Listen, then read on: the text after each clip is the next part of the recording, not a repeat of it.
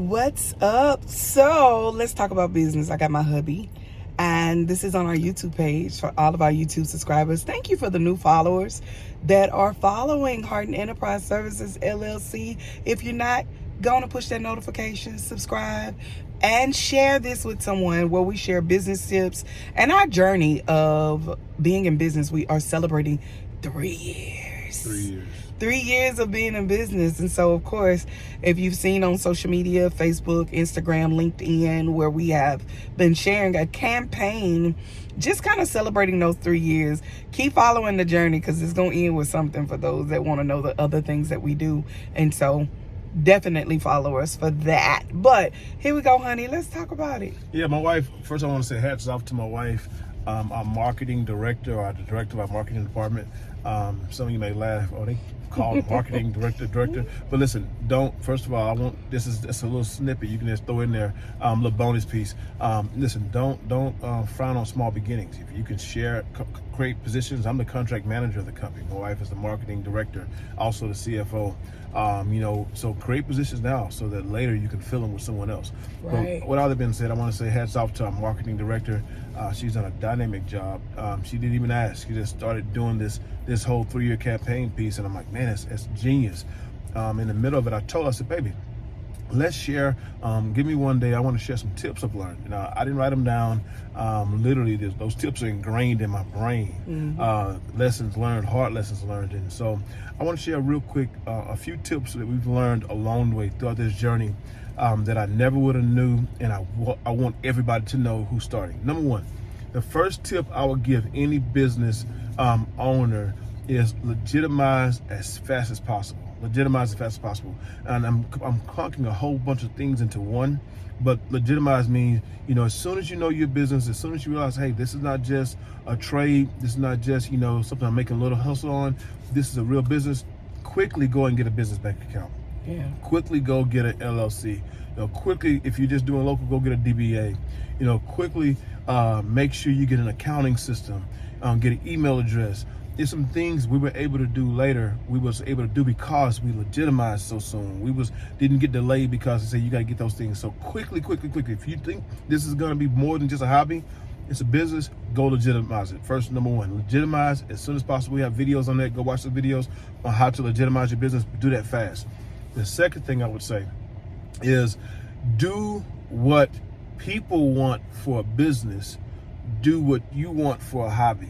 That's another lesson, because when we first started, I thought I wanted to be a business consultant. I wanted to go help businesses, restaurants, daycares, whatever it was, use the experience that I have with making a business better. I found out real fast, there's only one of me, and I can only help one business at a time. And I wasn't able to generate as much income as I thought. On accident, I started doing construction, and I found out people want construction. If you want to figure out how to make decent money in a business, listen, business is not what I love. You do what you love for a hobby, because not everybody may not love what you love. Not everybody wanted me to come into their business and do consulting for them, but a lot of people, GE do. Yeah, GE does. Right. But a lot of people want remodeling done. A lot of people want things done. So if you want to be a good business owner, you figure out what is in the market, what do people want, and then you deliver that. And listen, and you don't have to do it. The third tip I'm gonna add on top of that, make it 2 in 1, is that don't feel as though that you have to be the one doing the work. That part. The real money is not made one job at a time. Real money is made because you figure out how to do, you know what people need to get done, and you know how to hire people to get it done. If I like cutting grass, get about 3 or 4 guys and hire them to cover multiple yards while you go out and you run the business. That should be the third tip. Number one, legitimize quickly. Number 2, do what you love for a hobby. Do what people love for money. Number 3, be willing to let someone else do the work. You manage the business. I think the fourth lesson I learned is... But I want to add this, because here's the thing. And even if you're in the midst of doing that, make sure that you are gifted to do, you are organized person. If you're not organized, that ain't your field. Just be the person that gets subcontract.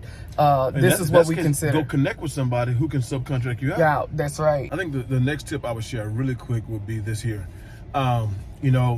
Stay a student. Hey man, the moment you think you know everything, and you don't want to learn, that doesn't work in the entrepreneur world. That may work in the Monday through Friday, 8 to 5, working for someone else, because guess what? You're on somebody else's dime. But the moment you stop learning out here is the moment you stop growing. And the moment you stop growing is the moment you stop being relevant. The moment you stop being relevant, the moment people stop doing business with you. Period. Stay a student. It's so much to learn out here, man. If you're an entrepreneur right now and you're not reading, come on, Bishop. You're not connecting with other people, having a mentor. I tell everyone, find someone who's doing what you're doing. They think, well, they're not going to want to help me. No, this, it will. I promise you. All you got to do is ask. All you got to do is ask. That's and it. if they say no, so well. Go to the next person. And listen, but don't ask them to pick you up and put you over the fence. Start climbing and start trying to do stuff, and then ask them to help you push you over the fence. Nobody want to help somebody doing nothing, but everybody is willing to help somebody trying to do something. So I'll tell you real quick, stay a student, always learn, keep growing out there. So the next tip, I don't even know what number I'm on. 6. The next tip I'll share with you is, you know, when you're doing what you're doing, don't get so caught up in trying to give discounts. Man, this is what I share real quick, and I won't go a whole lot on this. There's another video on this somewhere else I put out there. The problem with discounts is the person who you gave a discount is going to want the full service that someone else paid full price for. If I gave some major discounts along the way, and those were the customers that called me back the most and had the most problems. So don't get so caught up in giving discounts because you're trying to get jobs. Just know that you have great service and provide it consistently, and you won't have to give discounts. What will be the next tip? I'll get one. I would say 7. Know your price is your price. Yes. Don't come down on your price. That's not your customer. If your price is your price and they are willing to pay for your price, that's your customer. But do not play what we call it in this world. Don't play we're gonna go up and down because other bidders went up and down, because they bid low, we're gonna bid high. No, my price is my price. Just know your price. And to know your price, you gotta know your cost. That part. Another book you can read. Come on. I highly recommend you reading this book called Profit First. I was going to say Profit Loss. Profit First. It teaches you how to truly understand your business.